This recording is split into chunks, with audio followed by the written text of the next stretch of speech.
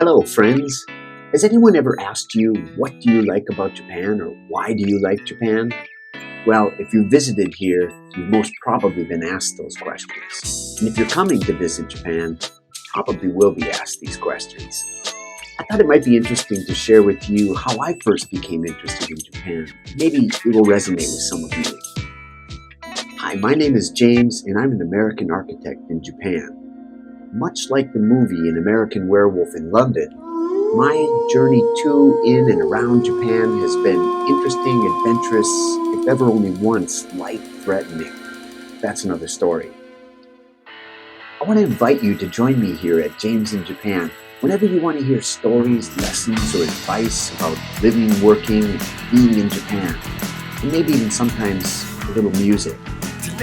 But please click subscribe and let's get going by going back in time. I grew up on the shores of Lake Superior. My father was a pressman, basically a print machine operator with a local newspaper, the Duluth News Tribune. But his hobby was collecting coins, and I think I should give bonus points for anyone who knows what you call a person who collects coins.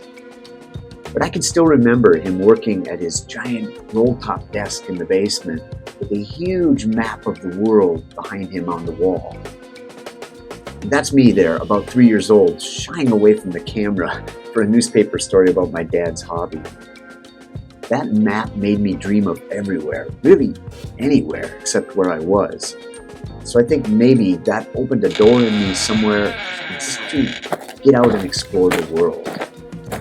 When I was around 7 or 8 years old, my father gave me a very old coin from Japan. It's actually from the Edo period of Japan. I still have that coin today, and I think he wanted me to collect coins, but I just wasn't interested in that. Perhaps this coin had some influence on me, or maybe it was simply learning about World War II in school. But it was what happened next that convinced me I have to go to Japan. See, my parents loved to visit some of those, I guess I'd call them tourist traps. And the famous ones that I remember are House on the Rock, and Cave in the Mounds, and maybe even Al Capone's hideout. And growing up not terribly far from where Frank Lloyd Wright was born, and where he studied and practiced architecture, most certainly I was exposed to his work at a young age. Heck, there was even a gas station not too far from my parents' house that was designed by Frank Lloyd Wright. But it was during my studies and early work in architecture in the 1980s that I began to become interested in Wright's work.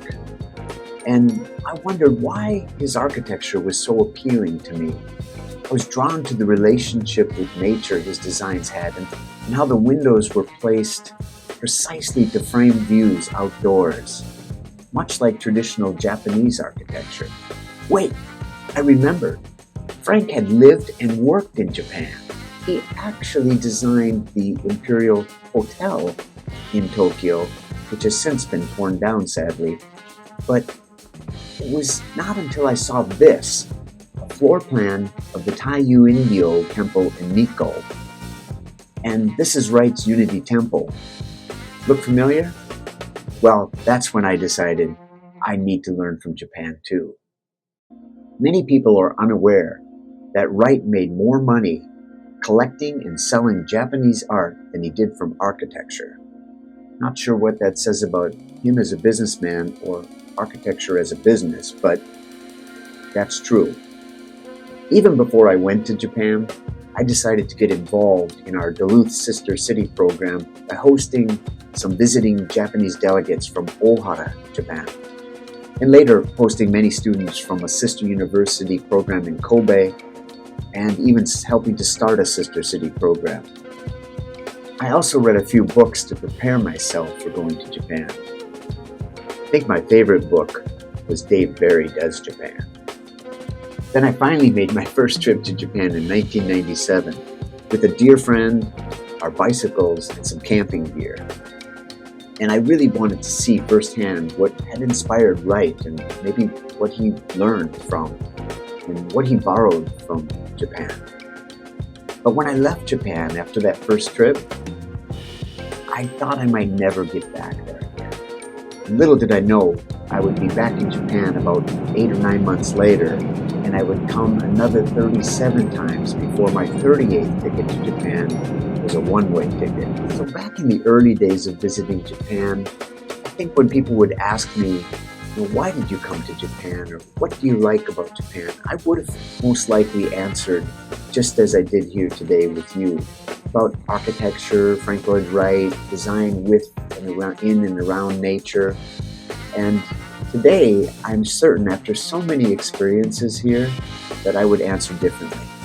In fact, I would probably answer more about culture, people, history, specific places, and maybe even food. What do you like about Japan? Have you ever been here, and why? What or why do you like it? And maybe you don't like it. You could say that too as well. But please let me know in the comments and subscribe if you want to see more posts like this. Thank you for watching.